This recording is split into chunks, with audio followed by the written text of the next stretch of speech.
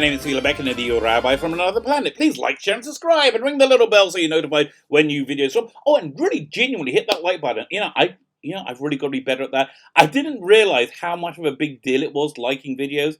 And ever since I've been asking people to do it, my videos have been doing, much better. So thank you very much for that. But I'm terrible at doing it myself. I really feel guilty. It's like, it's always the best intentions that lead you astray.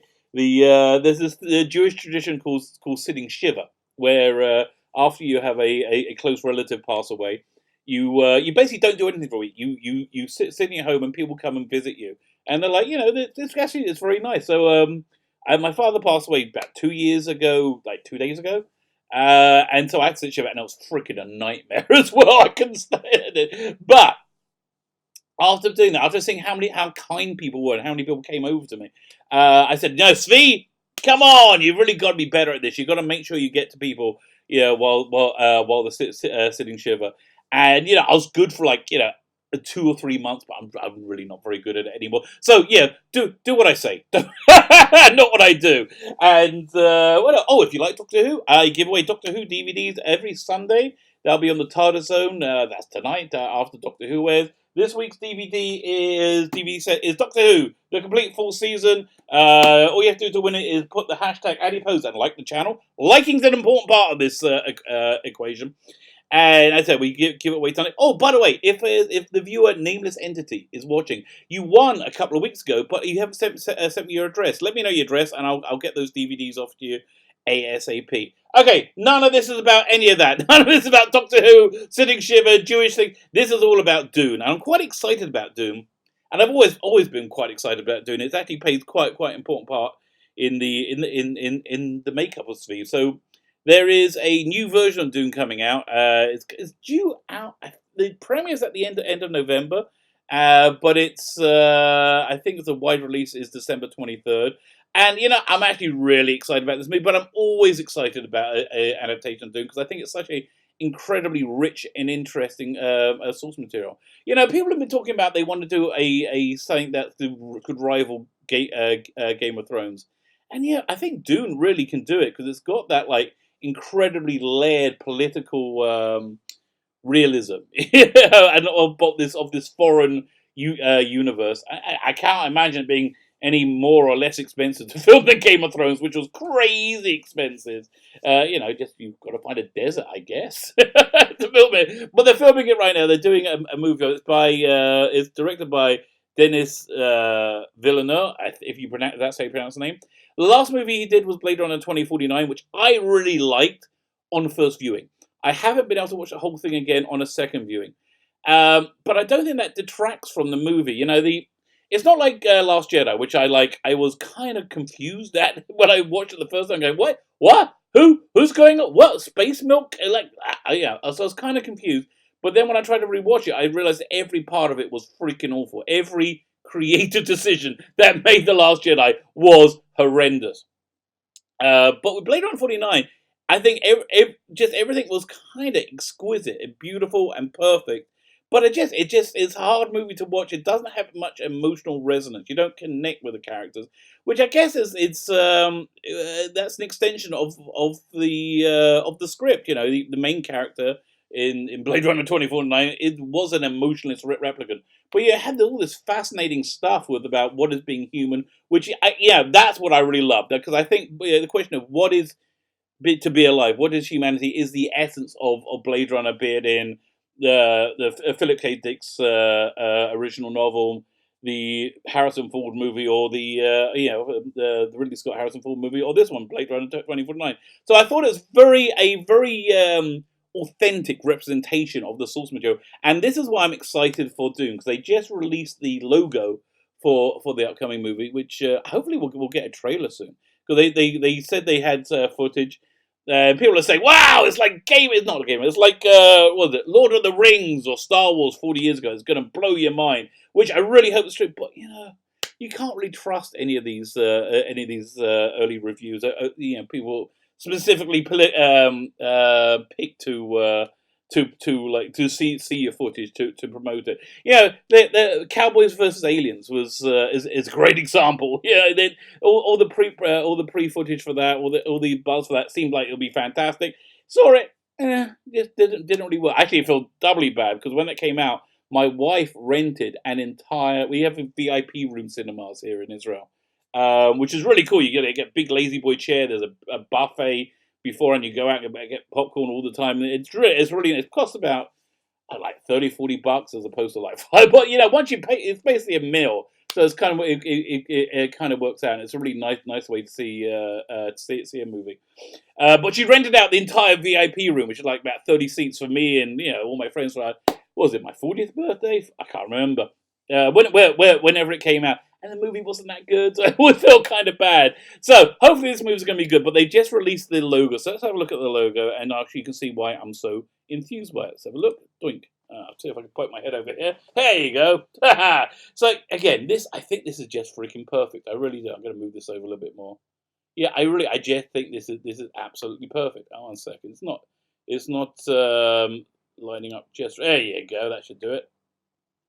It says what it is. It's got this real otherworldly quality. It's got this non-human quality, and it's got that same feeling that I got when I saw like the beat up old covers of Dune and the other Dune books in a secondhand bookshop. It's really got that authentic Dune feeling to it. Let's have a look at some of the artwork as well for it, the production artwork. The concept artwork, that's what I was looking for. The word I was struggling to look for and failing horribly. So this looks to me probably to be Jessica. That's the main character's mother, wearing a still suit facing a sandworm. Now there is word that the female characters have been beefed up in this movie, and which I will talk about in a minute. But let's look at some more of the production footage. Let's zoom in on that a little bit. Tweak. Concept art. So again, that's a Fremen warrior with a thumper. Now, see, everything gets like molded into one. I can't remember. Was the thumpers only in the David Lynch version, or was that in the book? It's been a long time since I read the book, but even though it's something I genuinely loved. And here's some more sandworm artwork. Again, I don't know if this is the real concept artwork. I did like some Google searches. I think it is. And it just the feeling of it really, really, really works for me. And something else that works for me is the casting. Let's have a look at the casting, which is again, I think just pitch perfect. I don't know who these people are mainly. So playing the main character, Paul Atreides, is Timothy Chalamet. I have no idea about this actor. I have no idea who he is. All I know is he looks perfect for the role. So Dune, if you don't know, let me turn this away and talk about it a bit more. Dune is a really kind of, I would say, very accurate representation of organized religion based on a true theological world-changing event. There's a big gulf between how organized religion administers religion and the events that cause the religion. Which I think is what Dune in the subsequent book talks about. It talks about the corruption of people of well-meaning people through I would say religious what's the word, intolerance. Which is always a shame, because I don't think the central messages of these of the prophets we have in our world was ever let's kill everybody who's not like us. I just don't think that sounds like a godly message. So again, this is what the story involves the story is about a boy who becomes a messianic figure, and then later on you'll see how that messianic figure gets completely corrupted through the centuries that follow. So let's go look more of the casting, which I think is pretty fantastic. There's Zendaya, who I really don't know anything about at all, other than I saw in the Spider-Man movies. She seems good enough, and she plays the love interest, a Fremen warrior lady. It seems like it works well to me. Who we got? We got Rebecca Ferguson playing Paul's mother, Jessica. So she's role has probably been beefed up a lot. Let me turn this off so I can talk about it a bit more.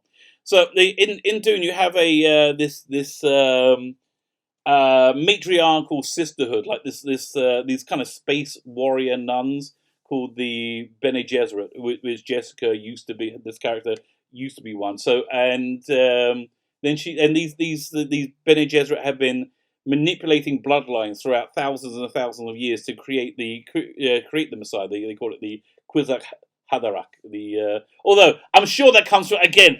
I tell you everything into like Jewish stuff. There's a Jewish expression called Kwisatz Haderach, which is the shortening of a way, which is when you it's a kind of a description of a messianic figure. It means when you go off on a journey and it's supposed to take you, 6 months or a year or whatever, or a day, but you get there in like an hour. That happens occasionally in biblical texts. So why I think Rebecca Ferguson is fantastic casting is I saw her in the Mission Impossible movies, and her physicality is just fantastic. The stunt work she did. Was it the last Mission Impossible one before? There's just this fantastic fight sequence, and she just really knows how to move and how to be choreographed into like doing these incredible fight scenes. So again, the word is that the Bene Gesserit have been beefed up a lot, and there's talking about doing a Bene Gesserit series. Now, I'm not really opposed to this at all because the Bene Gesserit are a real. Is it Bene Gesserit? I hope so. They're a real factor in this world, and I don't think it's a betrayal of the source material to focus more on them. And from what I've heard, the rumors I've heard, these are complete rumors. Go and check out the Midnight Saints a video about it. Is the lore of the Bene Gesserit has been a way of like breaking the Dune into a film. When David Lynch did Dune, I think in '84, he had to use a lot of voiceover and exposition. So if you have like this rogue Bene Gesserit, Jessica, teaching her son on the run, or the Bene Gesserit, right? That seems to be a really good way of learning the lore of the world organically. Let's look at some more of the casting. Next one is Oscar Isaac as Duke Leto Atreides.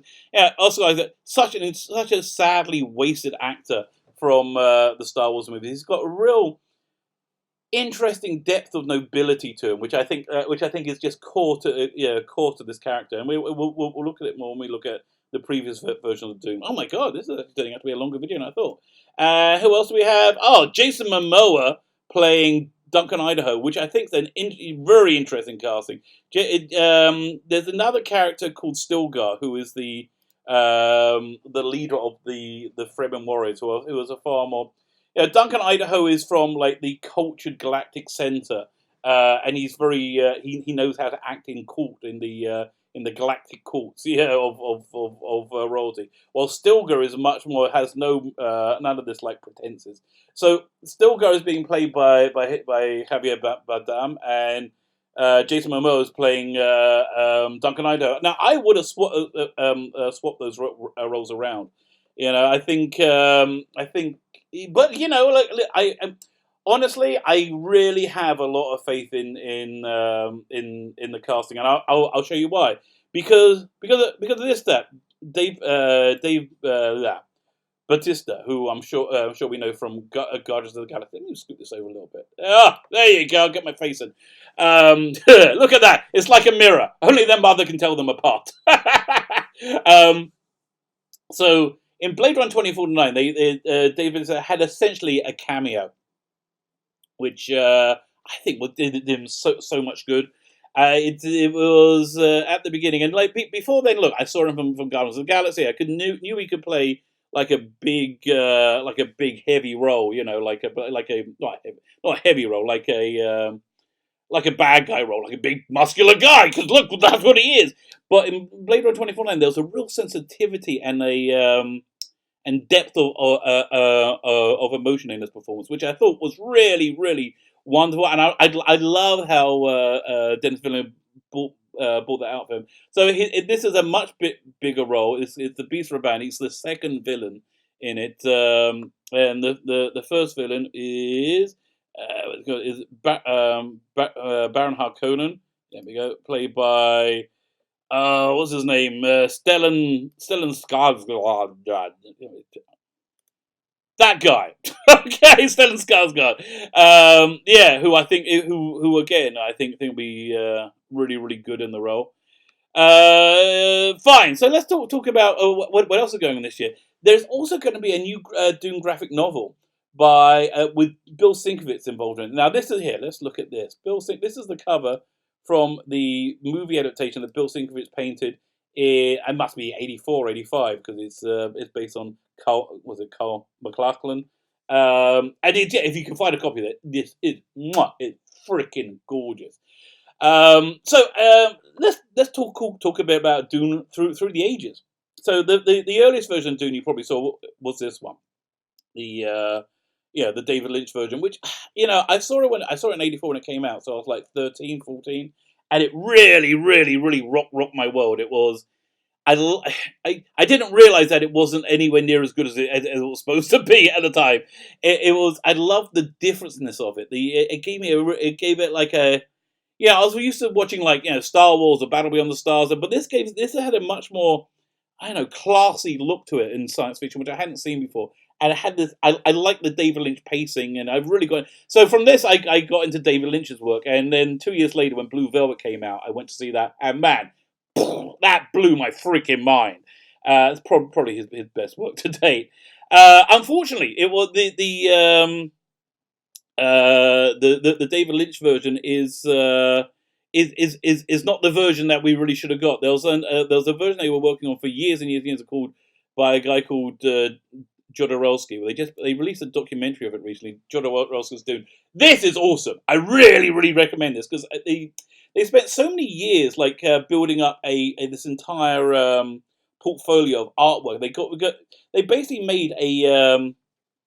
Yeah, this is another image that's quite a famous one. You might have seen before. Let me see if I bring it over a bit.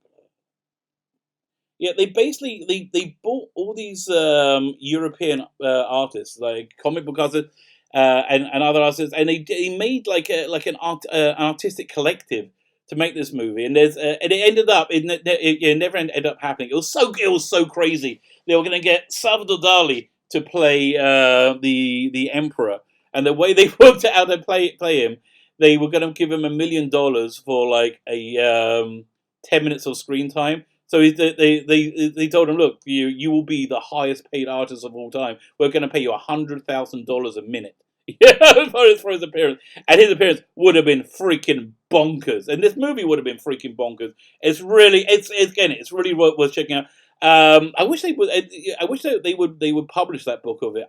You know what? I think I had this great book of artwork from Alien that had a lot of this Dune artwork in it, which is where they all went to when this version of Dune caved. They didn't make it. That entire artistic group basically just went on was taken up by Ridley Scott to make Alien. That's why we had that just incredible aesthetics of Alien. If you can find it in those Alien coffee table books, really worth it. And the other version of Dune to make it to screen, which I actually think is the most successful, is this one. Let me turn it on for you. This was put out on the Sci-Fi Channel in 2000, so 20 years old now. Wow. I think it's the most authentic of the book. It stars Alec Newman as Paul Atreides, but the show is really stolen by first there's John Hurt as Leto Atreides. Again, perfect casting. Has that inner strength and calm and peace of royalty. And then you had Im McNeice playing Baron was it Harkonnen? Yeah, Baron Harkonnen. I was so obsessed with Dune at one point that in the books they talk about how Baron Harkonnen, I think it's the second or third one, has this weird affection with his hands, how he taps his fingers it's 1, 1, 2, 3, 1, and they told you how he taps it. I taught myself how to tap my fingers in that way. If you've read the books, you know what I'm talking about. And then a few years later, they did another version. This time with James McAvoy, and they adapted the second of Dune Messiah and Children of Dune. Again, these are I actually thought they're the best adaptations. A lot of people really don't like them. They find them boring, but I would chase that. Listen, if you're into Dune, if you're interested in this, what I would recommend is go and find yourself a copy of Jedi Wilson's Dune. Start there and work through work through all the other stuff. So when December comes, you are totally prepared. And you know what? This is the book I would really recommend reading. So that's me being excited about Dune. Are you excited about? Are you dreading this? What do you guys think about it? What are your thoughts? What are your thoughts? In general, like, do you hate this work? Just let me know what you guys think. And again, don't forget to hit that like button and the subscribe button. My name is Felix Becken, the Rabbi from another planet. Please like, share, and subscribe, and have yourself a fantastic day.